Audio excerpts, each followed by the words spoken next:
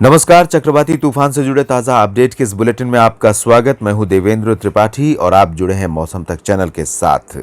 Cyclonic storm ताउते बीते 6 घंटों के दौरान 18 किलोमीटर प्रति घंटे की रफ्तार से उत्तरी और उत्तर पश्चिमी दिशा में आगे बढ़ा है और मुंबई को अब ये पार कर चुका है।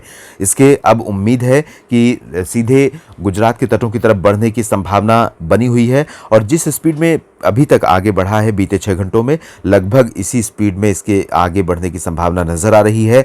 और इस समय पोरबंदर, सोमनाथ, दीव इन सभी क्षेत्रों से इसकी जो दूरी है दक्षिण पूर्व में लगभग 300 किलोमीटर के आसपास रह गई है और जिस स्पीड से आगे बढ़ रहा है उससे उम्मीद है कि आज मध्य रात्रि के आसपास ये लैंडफॉल कर सकता है गुजरात के तटों पर। और जिस समय लैंडफॉल कर रहा होगा उस समय इसकी जो इंटेंसिटी रहेगी, लगभग उम्मीद यही है कि वेरी सीवियर साइक्लोनिक स्टॉर्म की इंटेंसिटी में ये लैंडफॉल करेगा।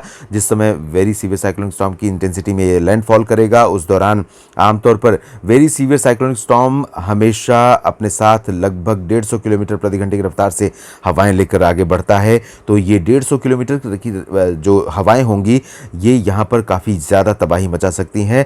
दमन दीव से लेकर भावनगर और इसके साथ साथ सोमनाथ और जामनगर, राजकोट, नलिया और पोरबंदर, द्वारका इन सभी क्षेत्रों में, साथ ही साथ जो आसपास के सटे इलाके हैं सूरत, वलसाड़, नवसारी, इन इलाकों पर भी तबाही जैसी आशंका रहेगी। हवाओं की रफ्तार 100 किलोमीटर प्रति घंटे से भी ऊपर जा सकती है और इसके साथ ही साथ जब ये लैंडफॉल करेगा उसके तुरंत बाद ये कमज़ोर होकर वेरी सीवियर से सीवियर साइक्लोनिक स्टॉर्म बन जाएगा और कुछ ही समय में सीवियर साइक्लोनिक स्टॉर्म रह जाएगा और फिर और कमज़ोर होकर साइक्लोनिक स्टॉर्म की इंटेंसिटी में आ जाएगा।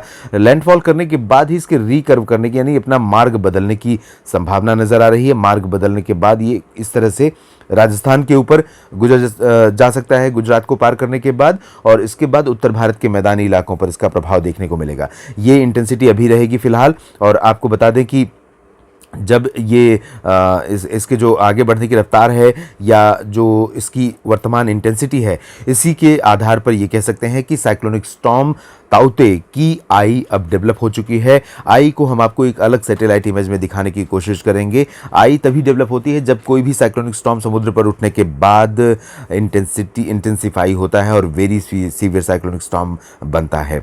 तो इस समय इसकी जो इंटेंसिटी है वो वेरी सीवियर साइक्लोनिक स्टॉर्म की है। आई हम आपको दिखाने की कोशिश करते हैं। इस सैटेलाइट इमेज में आप देख सकते हैं साफ साफ आई इस सिस्टम की दिख रही है।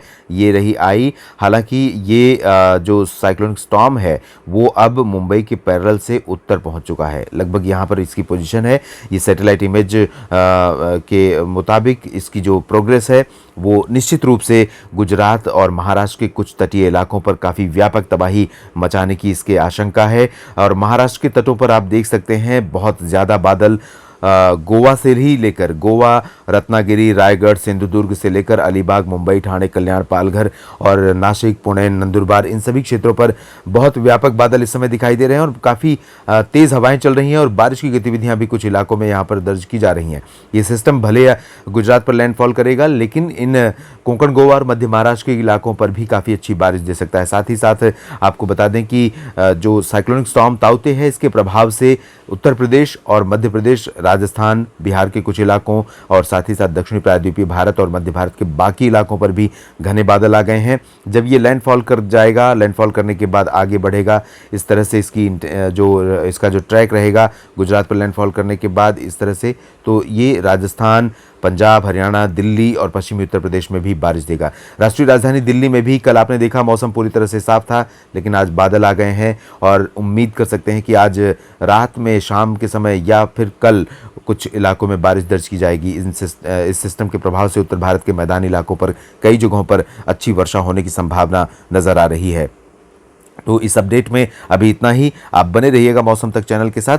लेकिन चलते चलते एक बात आपको और बता दें कि इस समय अलर्ट रहने की ज़रूरत है क्योंकि साइक्लोनिक स्टॉर्म ताउते का जब लैंडफॉल गुजरात पर होगा उस दौरान इसकी इंटेंसिटी लगभग वेरी सीवियर साइक्लोनिक स्टॉर्म की रहेगी। जैसा कि मैंने बताया 150 किलोमीटर प्रति घंटे की रफ्तार से हवाएं इन भागों पर चलेंगी और गस्टिंग स्पीड 180 किलोमीटर हो सकती है।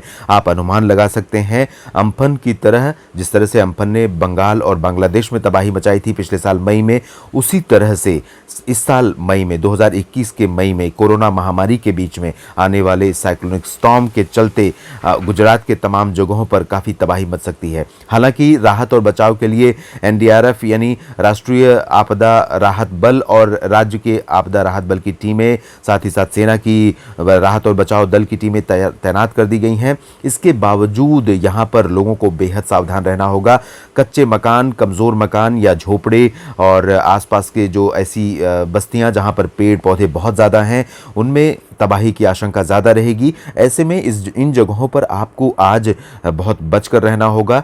सुरक्षित स्थानों पर चले जाना बेहतर रहेगा ताकि किसी तरह की अप्रिय स्थिति का सामना न करना पड़े, और अगले 12 घंटों के बाद जब स्थिति नॉर्मल हो जाएगी तब आप वापस अपने स्थानों पर लौट सकते हैं। इस अपडेट के बुलेटिन में अभी इतना ही। आप बने रहिएगा मौसम तक चैनल के साथ। लगातार मेरी नज़र इस साइक्लोन और मौसम के हर बदलाव पर है। आपको अपडेट करता रहूँगा। धन्यवाद।